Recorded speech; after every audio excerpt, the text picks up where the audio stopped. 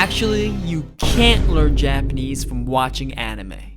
NANI? Hey Nakamas, this is Matsu-sama. Now you might have watched a lot of videos saying that you Can learn Japanese from just watching anime. Just finish all the season, all the episodes from One Piece, and you come out fluent, ready to fly into Japan, Tokyo, and speak Japanese to the native people. But this is often a misconception, a prayer, a hope, a inori, and it's not true. Because just believing in the belief that just mindlessly watching episodes of anime and thinking that your subconscious would somehow internalize the Japanese language and come out with you consciously realizing every Japanese grammar and vocab in your mind is ludicrous. It's just not true, false, a lie, a uso. But today in this video, I'm going to explain to you why it's not true and what you can actually do about it. First of all, it'll be important for you to know that learning Japanese is a process that takes time and consistent effort. More like literal years of learning Japanese, just like Naruto with Kakashi sensei, Ebisu sensei, that's right, and then finally Jiraiya sensei, Ero sennen. Simply watching anime just because you're bored, no matter how much you enjoy it, will never be enough for you to actually learn Japanese. Many people believe that they could learn Japanese by watching anime just like how they would learn a language in a classroom setting.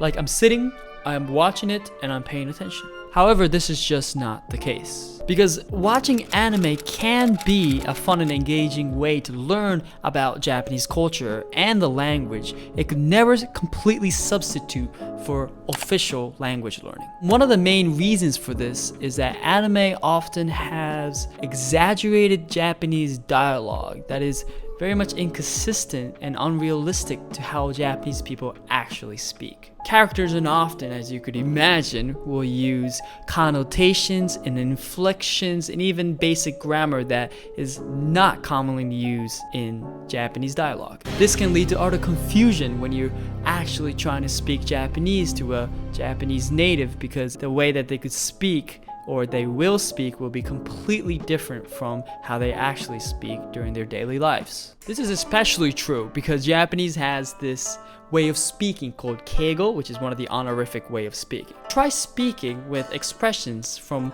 Naruto saying datte ba yo, like ore no namae wa Matsu datte ba yo, and they'll be like, why is that person using datte ba yo? Because nobody in Japan uses intonations like datte ba yo at the end of sentences. It literally wouldn't make any sense, but that's a more egregious case.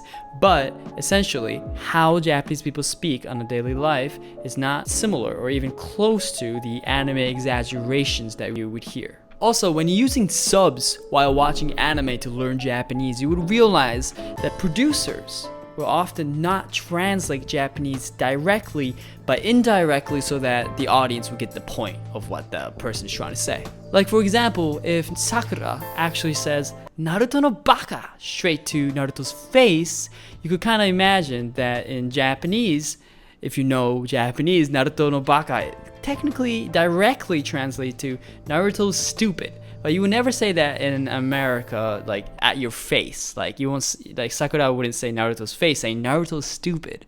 Like that doesn't really make any sense. So instead, it might indirectly be translated as stupid Naruto, like that, even though the sound and the actual sub will be completely flipped and it wouldn't make any sense directly. So essentially, anime characters use informal or casual language that is not appropriate for formal situations if you're in Nippon. While it's great to learn this thing called colloquial expressions, it would also be great to know to understand the formal language as well so that you could actually use it. In a formal setting, you know, if you're trying to look for maybe even a job or a meeting in Japan, using informal language would kick you out of the front door faster than saying, oh, baka, you sussy baka, bam, you're out.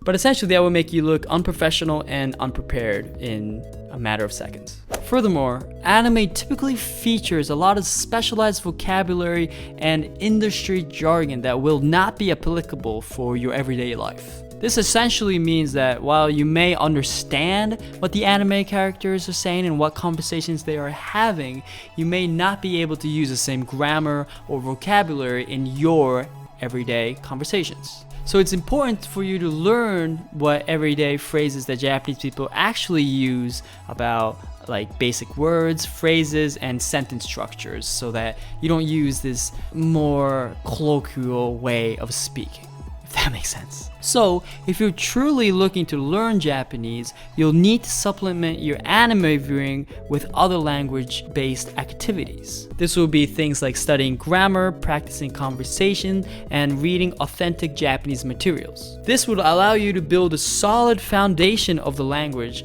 and to become more proficient in understanding and speaking Japanese. For grammar, you can use online resources or textbooks to study and practice. There are also many apps and websites during this golden internet age that allows you to take Japanese classes online, but also Japanese foreign language exchange programs where you could practice speaking Japanese with a native speaker. But if you want to learn with a native speaker right here, me, Matsu-sama, check out my Skillshare, which will start you off with Hiragana, the basic writing system of Japanese, then katakana, the second writing system that you have to memorize, and basic Japanese grammar 1, then basic Japanese grammar 2, so that you finish learning every verbs and conjugations in the Japanese language so that you will come out fluent learning straight with me. Right now, you can get your first month free by signing up in the link in the description below. Reading authentic Japanese materials is also an important aspect